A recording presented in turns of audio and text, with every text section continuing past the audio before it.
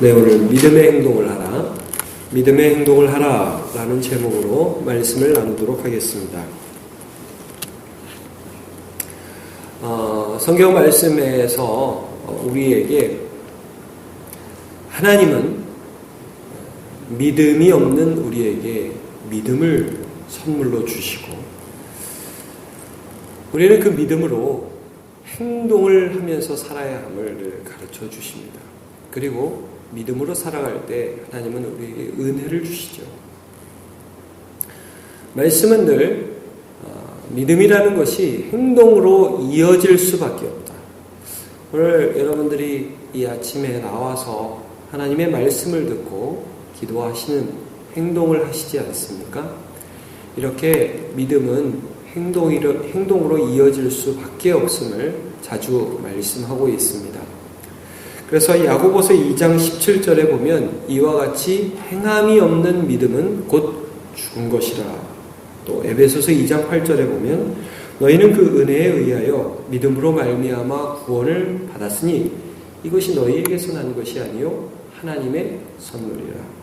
행위에서 난 것이 아니니 이는 누구든지 자랑치 못하게 하려 함이라 그러셨습니다. 그러니까 하나님 이 믿음을 주셔서 우리로 행동하게 하시기는 하지만 그것이 하나님 앞에 결코 자랑이 될 수 없도록 믿음이 내 안에서 역동적으로 일을 하여 그것이 삶으로 드러난다는 말씀입니다.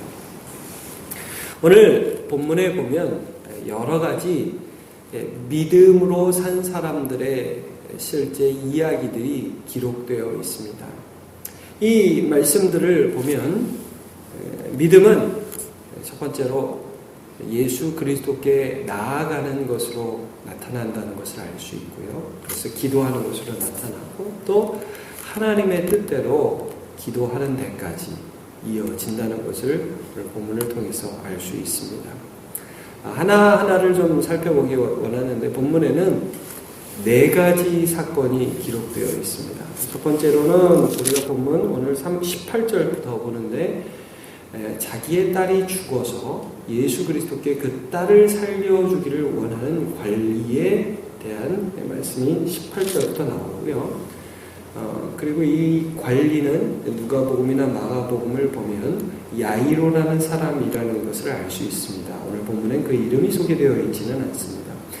그 딸을 고치러 가는 과정에서 12년 혈루증 걸렸던 여인을 고치시는 두 번째 사건 나옵니다. 세 번째 사건은 27절부터 두 맹인이 예수께 소리질러 우리를 불쌍히 여겨달라고 하는 사건이 나오게 됩니다.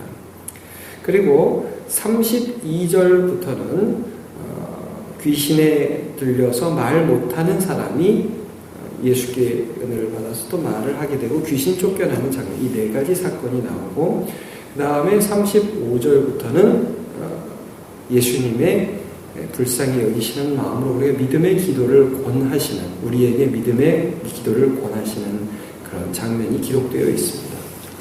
일단은 각 부분을 보도록 하죠. 우리 18절을 한번 읽어보도록 하겠습니다. 시작. 예수께서 이 말씀을 하실 때 한 관리가 와서 절하며 이르되 내 딸이 방금 죽었사오나 오셔서 그 몸에 손을 얹어 주셔서 그러면 살아나겠나이다 하니, 이 관리는 자기의 딸이 죽어서 예수를 믿었던 사람입니다. 가장 참혹한 상황에 기도할 수 없을 때라고 생각되는 때입니다. 그때 예수님께 우리 딸에게 손을 얹어 주시옵소서. 우리로 치자면 우리 가정에 도저히 기도할 수 없는 상황이 일어났을 때에, 일어나기 전이 아니라 일어났을 때에, 그때에 예수께 와서 예수님, 일어나지 않게 해주소서가 아니라 이미 일어났습니다. 그런데 주님이 이 상황에서 도와주시옵소서 라고 기도하는 것, 이것이 믿음입니다. 여러분, 하나님께서는 자주자주 우리의 불가능한 상황을 허락하시고 그 상황 가운데에서도 하나님을 믿는 믿음을 요구하십니다. 그리고 그때 믿는 것 진짜 믿음입니다. 테스트죠. 이게 일어나냐 안 일어나냐 보고 일어나면 하나님 없다 하는 사람이 있습니다. 대표적인 경우가 어떤 경우입니까? 여러분 출애굽했을 때 이스라엘 백성들이 광야에 딱 갔는데 물이 없으면 불평하죠. 먹을 게 없으면 불평하죠. 상황이 안 좋아지면 하나님 없다 하고 상황이 좋아지면 있다. 아니라 믿음이라는 것은 어떠한 상황에서든지 그때 주님께 나아가는 것. 그리고 하나님께서 우리에게 오늘도 주신 믿음은 어떠한 상황에서든지 예수께 나가면 지금 이때가 기도할 때다 하는 믿음입니다. 그런 믿음 여러분 소유하시기를 축복합니다. 고린도후서 1장 9절 우리는 우리 자신이 사형 선고를 받은 줄 알았으니 이는 우리로 자기를 의지하지 말고 오직 죽은 자를 다시 살리시는 하나님만 의지하게 하심이라. 두 번째 기적은 이 야이로의 딸을 살리는 과정 속에 12해 혈루증 걸린 여인을 고치시는 장면입니다. 그 여인이 예수께 어떻게 했느냐? 자, 21절 한번 같이 보겠습니다. 시작. 이는 제 마음에 그 겉옷가만 만져도 구원을 받겠다 합니다. 겉옷가만 만져도 구원을 받겠다.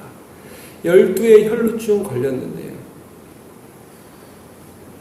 사람들이 너무 많고 여태까지 수치감이 너무 많아서 예수께 당당하게 나가서 사람들 앞에 무릎 꿇고 용기 있게 예수님 저 고쳐주옵소서라고 할 용기가 이 여인에게는 없었습니다. 그래서 사람들 몰래 가서 이렇게 살짝 만져도 이렇게만 해도. 그러니까 여러분 우리가 때로는 새벽기도 못 나올 때도 있죠. 어떤 때 주일날도 못 나와요. 주일 예배 못 나올 때도 있고 성경을 보고 싶어도 안 될 때가 있고요. 몸이 아파서 병원에 들어 누울 수밖에 없을 때도 있습니다. 그럴 때 예수님 제가 이거 못해가지고요. 그냥 오늘은 신음소리밖에 못 내겠네요. 하고 여러분 그런 기도도 예수님을 향하면 예수님 들어주신다. 믿음입니다. 따라 내 믿음이 너를 구원하였으니 평안히 가라. 예수님의 선언이었습니다. 여러분 때로는 우리가 부르짖지 못할 때도 있습니다.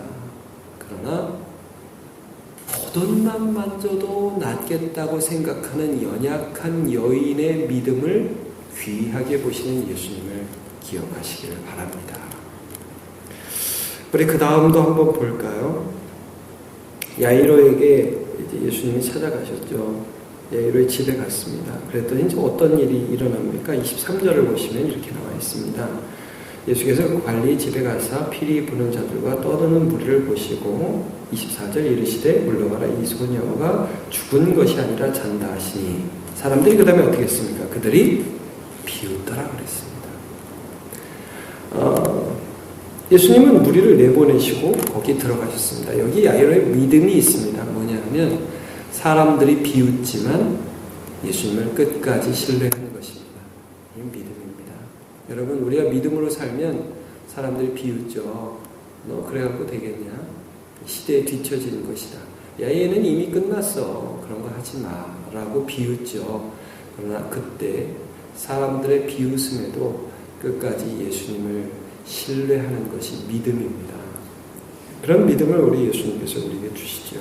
그 다음도 한번 봅시다. 좀 전에 이 여인이 옷가만 만져도 구원을 얻는다는 믿음을 보였다면 그 다음에 두 맹인들, 앞 못 보는 사람들은 조금 다른 믿음을 보였습니다. 그들은 소리를 들었습니다. 27절을 보죠. 시작. 예수께서 거기에서 떠나가실 때 두 맹인이 따라오며 소리질러 이르되 다윗의 자손이여 우리를 불쌍히 여기소서 하더니 네. 왜냐하면 이들이 소리 지를 수밖에 없었던 것은 그들은 볼 수 없었고 그 주변에 있는 사람들은 조용히 하라고 그들을 꾸짖었기 때문입니다. 그러나 이 두 사람은 더 예수님께 소리를 질렀죠. 이 병행 구절을 보면 이 중에 한 명은 바디메오였다는 것을 여러분 알 수가 있습니다. 디메오의 아들 바디메오. 여러분 때로는 항상이 아닙니다. 때로는 하나님 앞에 주님 불쌍히 여겨 주소서라고 소리 지르는 것입니다. 이들은 이것밖에 할 수 있는 게 없었습니다. 보지 못하니까요. 예수님 좀 도와주옵소서라고 소리 지를 수밖에 없었습니다. 그리고 예수님은 아무것도 못하고 소리 지를 수밖에 없었던 이 바디메오와 이 두 맹인의 그 소리를 들으시고요. 너 뭐 원하냐? 당연히 보기를 원하죠. 믿음이 된다. 예수님 말씀하시지 않습니까? 우리는 예레미야 33장 3절 말씀 기억하죠. 너는 내게 부르짖으라. 내가 내게 응답하겠고 내가 알지 못하는 크고 비밀한 일을 내게 보이리라. 부르짖으라. 여러분 때로는 부르짖는 믿음으로 주께 나아가시기를 축복합니다. 그 다음 32절에는 귀신 들려 말 못하는 사람이 나옵니다. 여기서 믿음은 우리 한번 32절을 읽어볼까요? 시작. 그들이 나갈 때에 귀신 들려 말 못하는 사람을 예수께 데려오니. 여러분 귀신 들려 말 못하는 사람이 믿음이 있었습니까? 아닙니다. 그 사람을 데려온 사람들이 믿음이 있었습니다. 성경은 자주 데려오는 사람의 믿음을 보고도 일하시는 것을 볼 수 있습니다. 우리가 그 앞에도 보지만 중풍병자를 데려온 친구들의 믿음을 보시고 지붕을 뜯고 그를 내리시는 친구들의 믿음을 보시고 예수께서 그를 고치십니다. 여러분 데려오는 것도 믿음입니다. 34절에 보면 우리가 주의해야 될 내용이 하나 있습니다. 34절 읽어보죠. 시작. 바리새인들은 이르되 그가 귀신의 왕을 의지하여 귀신을 쫓아낸다 하더라. 이들은 끝까지 믿음을 거부하고 예수님이 귀신을 쫓아내는 것은 그가 귀신의 왕을 의지하는 것이지 하나님을 의지하는 것이 아니다라는 논리를 폈습니다. 여러분 비판의식은 중요한 것이로되 주의해야 할 것입니다. 왜냐하면 비판의식 때문에 나와 예수 그리스도를 보지 못할 수 있기 때문입니다. 그러므로 항상 나 자신도 죄에 빠지지 않을까 주의하는 마음을 가지시기를 바랍니다. 마지막 믿음입니다. 예수님은 백성들을 고치시면서 너무 마음이 아팠습니다. 왜냐하면 그들이 목자 없는 양과 같이 요리하며 고생하며 기진하는 것이 너무 마음이 아팠기 때문입니다. 그래서 이렇게 기도하라고 제자들에게 가르치십니다. 37절 38절 같이 보죠. 시작. 이에 제자들에게 이르시되 추수할 것은 많되 일꾼은 적으니 그러므로 추수하는 주인에게 청하여 추수할 일꾼들을 보내주셔서 하라 하십니다. 여러분 오늘도 기도하실 때 이런 믿음의 기도를 하십시오. 하나님 이 시대에 목자가 없는 양같이 고생하는 많은 무리들을 주께로 인도할 추수할 일꾼을 허락하여 주옵소서. 이렇게 기도해 주십시오. 모든 교회의 목자들을 위해서 기도해 주십시오. 교역자들과 장로님들과 구역장들과 우리 안수집사님, 권사님들을 위해서 기도하시고 또 더불어서 여러분이 꼭 기도하시고 주여 나도 그런 사람이 되게 해주시옵소서. 나도 추수할 일꾼이 되게 해주옵소서 라고 기도하시기를 바랍니다. 이번 부흥에도 그렇게 사용되기를 위해서 여러분 기도해 주십시오. 오늘 믿음의 행동을 하라는 제목으로 말씀을 나누었습니다.